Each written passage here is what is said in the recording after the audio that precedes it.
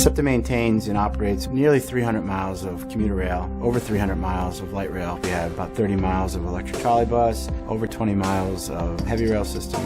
All our substations, all our switches are controlled remotely from a central control point, our command center. On this floor, SEPTA is in communication with all the vehicles that it operates.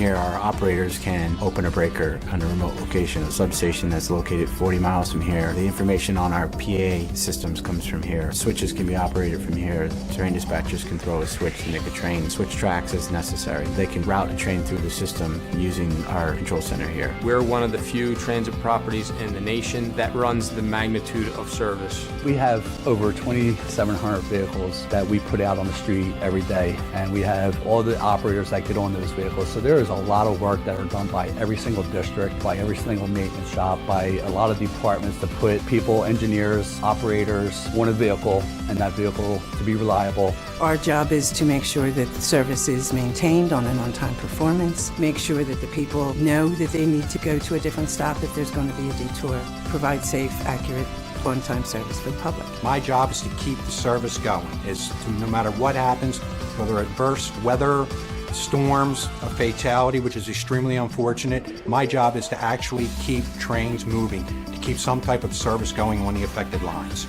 We are the only property in the United States that has all the different modes of transportation. We run bus service, subway service, light rail trolley, both trolley on street traffic, trolley on dedicated right-of-way, and we have an extensive commuter rail operation. All those groups are housed here in the control center. It is an integrated process with all the modes working under one report. Every day we transport approximately 500,000 people. We have 1,180 buses on the street during what would be considered rush hour time.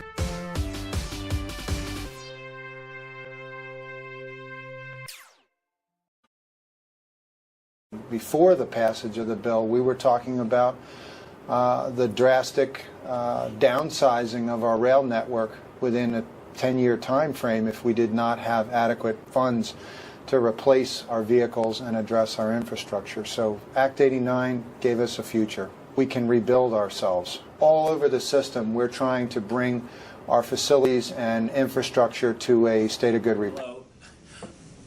I'm Pat Deant, and I've been chairman of SEPTA since 1999. SEPTA is very excited about the $800 million SEPTA Rebuilding the Future projects. DVRC will lend SEPTA up to $300 million in EB5 financing for the project, which will result in significant savings for SEPTA and the local taxpayers. The remaining cost of the construction will be provided by federal, state, and local funding. This long-awaited public transportation infrastructure project will allow SEPTA to meet its growing demand for public transportation and provide commuters and travelers in the Philadelphia region with more convenience and accessibility while adding significant economic boost to the regional economy by creating over 8,400 local jobs. Unfortunately, I'm not able to attend the seminar at this time, but I will commend the Delaware Valley Regional Center's efforts in raising up to $300 million for EB5 financing for the SEPTA project.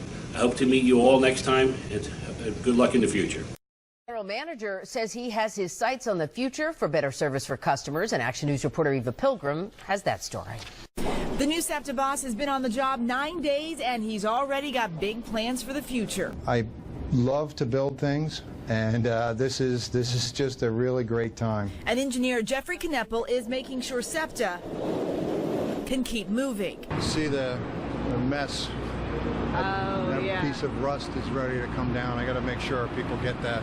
Thanks to a major change to Pennsylvania's transportation funding law, SEPTA is finally able to afford to fix some long-standing issues. Here at the 15th Street station, jacks are holding up the platform. It's safe right now, and we want to stop having to check those supports that we put under there. Kneppel is pushing forward with a rebuilding program for the entire system. SEPTA is fixing some things you can't see, as well as things you can, like updating the stations and getting new and bigger trains, trolleys, and buses to make room for the growing number of people using public transportation. For the first time, we're actually looking at double-decker trains on the railroad. That is still about 3 years away, but some changes are right around the corner. In the future, they'll be able to tap and go.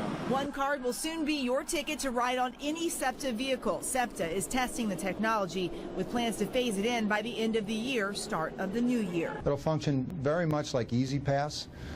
You can go online and load money into it, or you can just have it regularly put money into your account. Another much requested addition, SEPTA will add devices to show you on screens and right on your phone real-time information about when your ride will arrive. We can only catch our bus location every 3 minutes based on the kind of antiquated system we have. Going forward, we'll update that every 30 seconds. The goal is really simple, to make sure everyone gets where they need to go. In Center City, Eva Pilgrim, Channel 6, Action News. Today, SEPTA riders will get a sneak peek at an improvement project planned for the 15th Street station. This is what SEPTA has in store for the Center City station. The project will make the 15th Street station safer with new lighting and more user-friendly for riders, especially those who have disabilities. The renovations will begin in December of 2015. New information about 18 new engines on order for SEPTA. Here's a look at what they are getting. Our first look at the new electric locomotives, all decked out in the SEPTA paint scheme.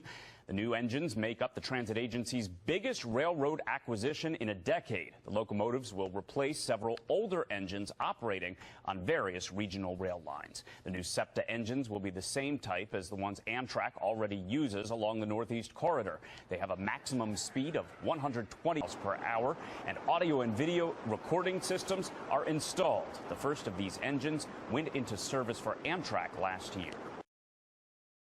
Who we are and where we're going. When SEPTA was created in 1964, our job was to take the assets of bankrupt private companies and shape them into a vital public transit network managed by a single authority with a single focus on meeting the travel needs of our region. Half a century later, our system is a blend of legacy and modern stations, vehicles, infrastructure. We are the largest system in the Commonwealth and among the top 10 largest in the nation. We're proud of our history, but we've learned the lessons from the past. We realize that in order to be effective, we must adopt a business approach to the delivery of transit services. We've tightened our emissions controls and expanded our recycling program to better sustain our environment while preserving the system. We've grown new ridership markets and furthered our outreach. But our hard work can only go so far without the adequate funding resources or stakeholder support. With the passage of Act 89 funding legislation, we begin a new chapter. We can build on what we've already started by catching up on the backlog of critical replacement projects, such as the bridges you travel across, the vehicles you ride, and the substations that power our system. The strategic business plan for fiscal years 2015 through 2019 is our commitment to our customers in the region. It's our blueprint for the future.